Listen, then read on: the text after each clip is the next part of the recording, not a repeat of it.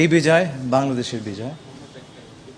এই বিজয় আমাদের যে অভূতপূর্ব গণতান্ত্রিক উত্তরণ হয়েছে তার বিজয়। এই বিজয় আমাদের প্রিয় প্রধানমন্ত্রী বিজয়, কারণ তিনি যদি এই সিদ্ধান্ত না নিতেন এবং দৃঢ়ভাবে এবং অবিচলভাবে বিরতিহীনভাবে আমাদেরকে সমর্থন না করতেন, তাহলে এই 10 বছরের রাস্তা 10 সপ্তাহে আমরা অতিক্রম করতে পারতাম না।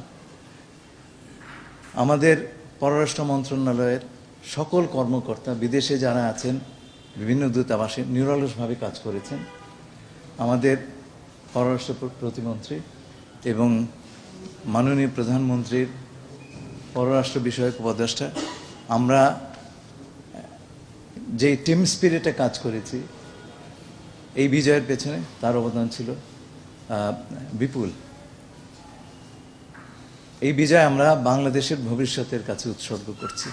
চাকরি ছাড়বো কিনা এটাই তো, ছুটি নেবো কিনা ভাই, এত ব্যস্ত হয় না, এর প্রেসিডেন্স আছে।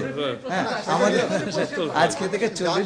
আজকে থেকে 40 বছর আগে জনাব হুমায়ুন রশিদ চৌধুরী সাহেব, আমাদের প্রাক্তন পররাষ্ট্রমন্ত্রী, এই জাতিসংঘের সাধারণ পরিষদের সভাপতি নির্বাচিত হয়েছিলেন। I was his private secretary, right? এবং তার সঙ্গে আমরা কাজ করেছি। উনি 2 পদেই পূর্ণকালীনভাবে কাজ করতে পেরেছেন। সেই সময় সেটা ইন্টারনেট পূর্ব যুগ ছিল।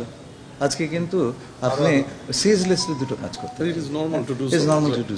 অনেকেই বলেছেন যে এখন যিনি আছেন জার্মানির, উনি তো পররাষ্ট্রমন্ত্রী ছিলেন, উনি তো ওই পদ ছেড়েই কাজ করেছেন। আসলে যে জিনিসটা হচ্ছে, উনি গ্রিন পার্টির নেতা ছিলেন, গ্রিন পার্টি ইলেকশনে হেরেছে, সুতরাং পররাষ্ট্রমন্ত্রী থাকতে পারেননি।